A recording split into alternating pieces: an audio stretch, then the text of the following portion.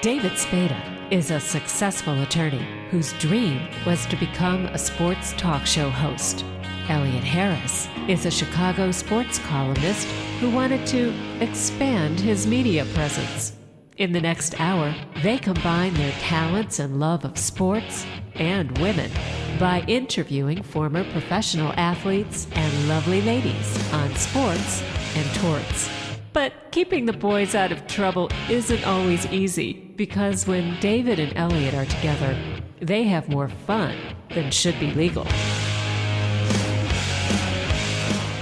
Elliott, let's just get right to our first guest. Not only was she a phenomenal athlete, she is a lovely lady. The all-time winningest golfer in the LPGA Tour, Kathy Whitworth. How you doing, Miss Whitworth? Well, I'm doing just fine, thank you.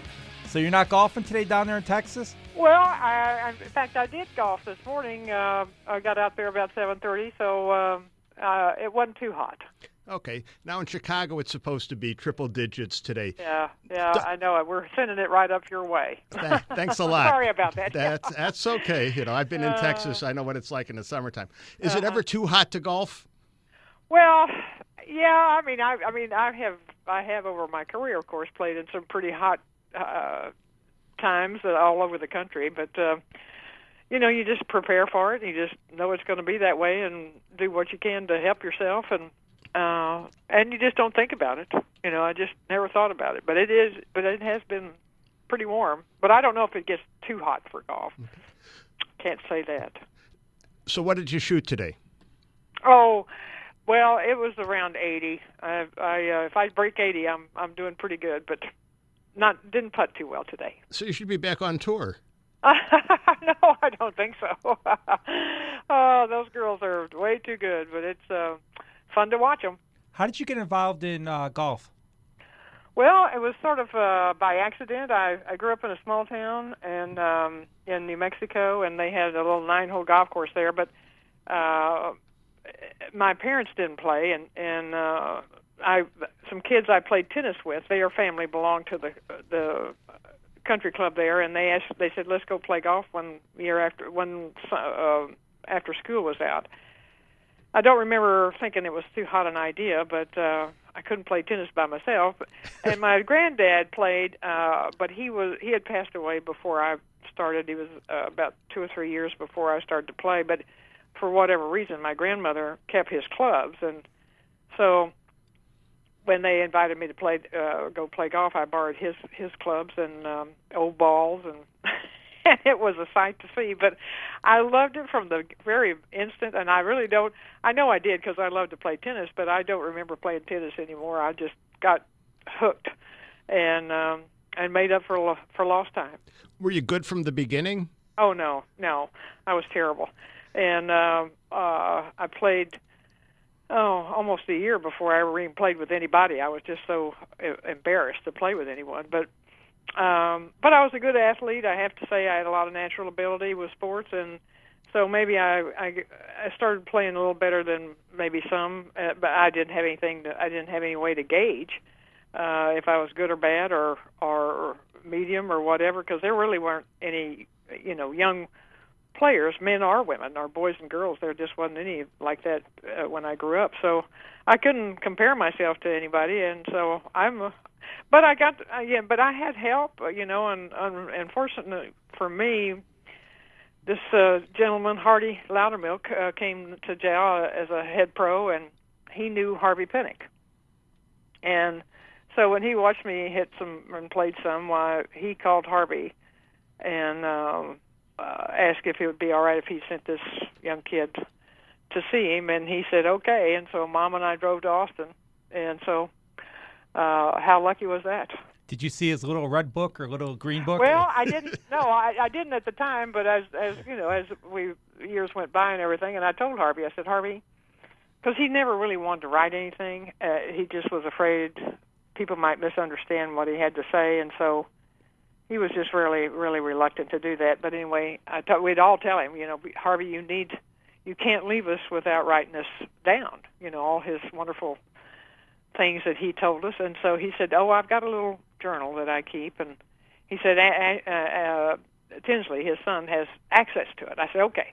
Well, then as he, began and he decided to write the book, Bud Shrake, who was a author there in Austin, a wonderful guy, a big golfer, and loved Harvey. And so, but as it turned out, and I did get to see it later, but it was a little red vinyl kind of loose leaf journal, and it was red, and so consequently that was the name of the book, The Little Red Book, and how lucky we are that we have it. If it only made us all better golfers, right? I know it, but these were just little things that he found helped most people, and the genius of this man was unbelievable. And of course, at the time, when I first went to him, I didn't know, I certainly loved him, and he was good for me, and certainly made me a better player. And but I don't think anybody. I mean, most of the time we had to try to explain who Harvey was, and because he never sought any kind of notoriety or fame or fortune or whatever. And which was not to say it's not important, but he just wasn't interested in that, and so nobody ever heard of him. So, and we'd, like Tom Kite and Ben Crenshaw and Betsy Rawls and myself and others, that when we played well, we'd go and talk to the press, and they always wanted to know, well, who taught you to play, and try to explain who Harvey was, and it was just very hard. Different than nowadays with the Golf Channel, where you have the former teacher Tiger Woods teaching Barkley how to golf, or Ray Romano. Yeah. That was just not something Harvey was interested in and wanted to do. And if he could help you, he was thrilled. And he always loved to hear from you if you were doing well. And certainly was my only teacher. But that was just not his, desire or whatever. It just wasn't. That wasn't it. He wasn't looking for a lot of credit or like I said, any kind of accolades, although we were all happy to give it to him. But he was just so humble and just was so pleased, though, when he could help somebody become a better player. That was just his, and it didn't matter what kind of player you were. You didn't have to be a great player to get a lesson with Harvey. But you had to agree. Most of the time, at least it was with me, and I can see that with other players. Because he said, if I can help you, but he says, I believe I can help you, but he said, you're going to have to do what I tell you. And he said, otherwise, it's a waste of your time and my time, and, it won't work. And that's absolutely right. So when you think about it, any teacher, really wants to help the student, but they have to be willing to do what they want you to do, and fortunately, I don't know if I was smart enough or dumb enough to say, you bet, I do whatever you want me to do, and because I was sent there to learn from you, and boy, how lucky was that. And I just can't, I talk about it all the time, and I try to convey that, but I can't really express how wonderful that was, and how grateful I am that I had Harvey. Okay. He was just the best. Okay. So you're 19 years old. Mm-hmm. Who says, Kathy, it's time for you to become a pro golfer? Well, that's an interesting question, because that was a big discussion with my mom and dad and Hardy Loudermilk, and of course the LPGA was only 9 years old in 1959. They started in 1950, so it was. It was doing okay, but you weren't going to make a lot of money, but you couldn't make a lot of money doing anything else, basically. So, but it was something I really loved to do and wanted to do, and I'm quite, and really I really wasn't good enough. I didn't know that at the time either. You got to think you're pretty good or you wouldn't do it, and they must have felt like I was, but I couldn't play a lot of amateur golf, because my family, we just couldn't afford to go back east where most of the big amateur tournaments were. And so what I played, what I could get around locally was okay, but it wasn't tournament golf. And so this way I could accept financial backing, and which is what I did. I was lucky enough to have Hardy and Dad and two other businessmen form a little corporation, and I tell this story because that allowed me to go out on the tour and not be a big financial burden to my dad and mom and to the family. But this contract they had that was like, anything I won, they'd get 50% of. Well, of course, I didn't win anything. I thought, 50% of nothing is nothing.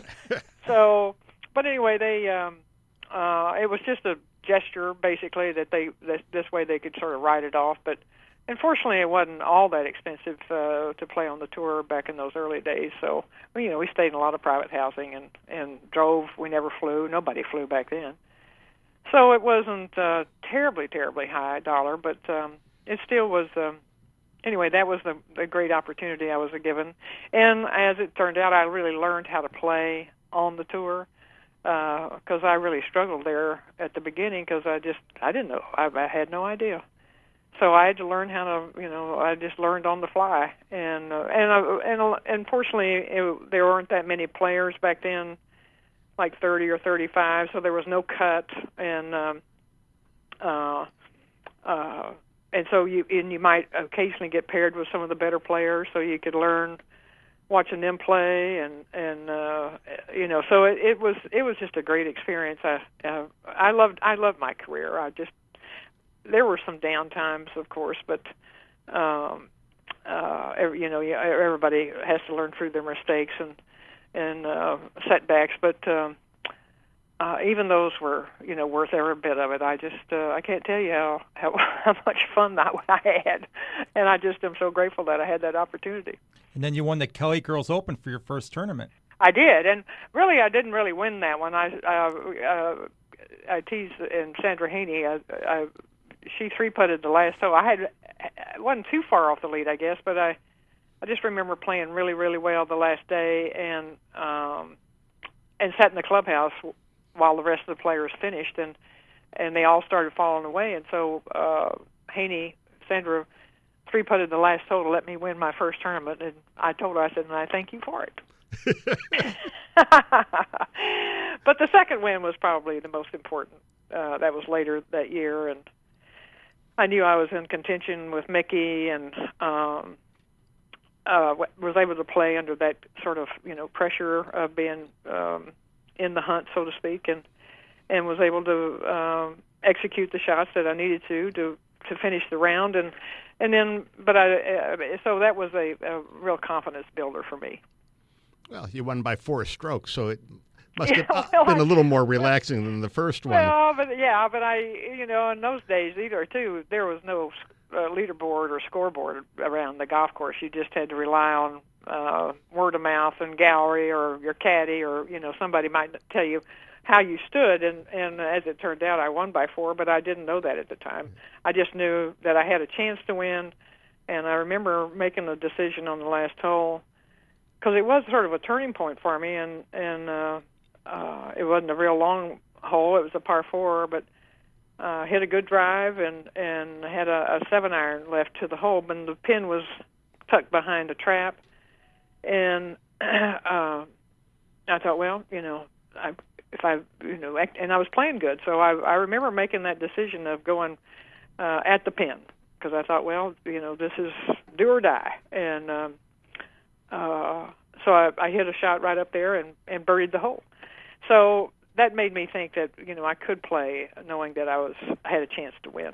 When you won the Mickey Wright Invitational, did you beat her, or she didn't play in her own tournament? No, I think Mickey played, but I don't remember who I was in contention with. That's too far away. I don't remember. I'd have to look it up. But one of the things that I found out, it's been a couple of years ago now, Ron Sarek with Golf World did a nice piece on me, celebrating my 50th year, having been a professional. And he went back for whatever reason, and I don't know exactly why, but he went back and counted up how many times I finished second. And so when I was reading the article, I thought, that he was very nice. He'd sent me a copy, and then I got to where he made that comment about that I'd finished second 95 times. And I thought, holy cow, nobody nobody paid any attention to who finished second. It was better than third, but that was just nobody. It wasn't a big deal, and so that was really. But in today's, when they talk about top 10 and top 5 and da da da da da da, but what it just confirmed to me was that I was in the hunt a lot of the time, and certainly didn't win all the time, but I was there, trying, and that was the fun of it. That was the fun of, hopefully you did win, but it wasn't.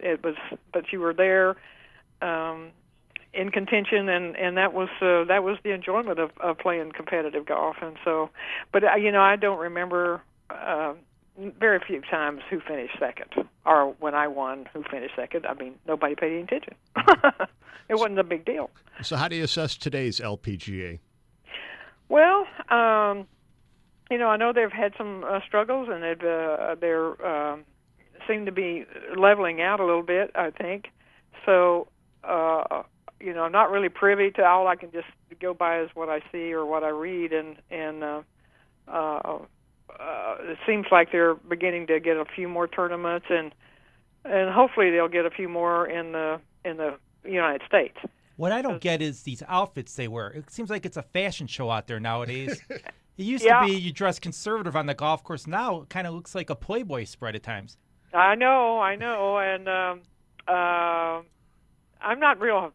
I'm not real a fan of what they wear out there right now. I hear a lot of people talk to me about that, and so, but the girls will not even consider having some kind of dress code. It just will not. They just will not. They won't do it. I even tried that when I was still out there. We were trying to, get the girls. We didn't want them wearing blue jeans or anything like that. But boy, I mean, it was just. It was a nightmare to try to get that done, and they just wouldn't care, wouldn't do it. So I don't know what they're going to do about it. I mean, fashions change, and hopefully this trend will go away. But I get a lot of complaints from different people. So we're not going to see you wearing one of those outfits out there. Huh? We're not going to see you wearing one of those outfits. No, you're not. We were just. Well, I'm sure we were. I'm sure they look at us like we were old fashioned. But there really wasn't that much available either when we were starting. Like the knits and it was all cotton and linen, or it just. And the shorts we wore, of course, they were knee length, and but nobody thought about wearing them short shorts. I mean, that was just oof. Thank you so much for your time. It was a pleasure talking to you. Well, thank you very much. It's always fun to reminisce. Alrighty. Sounds great. Okay. That was legendary golfer, Hall of Famer Kathy Whitworth. Stay tuned. When we come back, we'll have on another legendary player, Roy Sievers.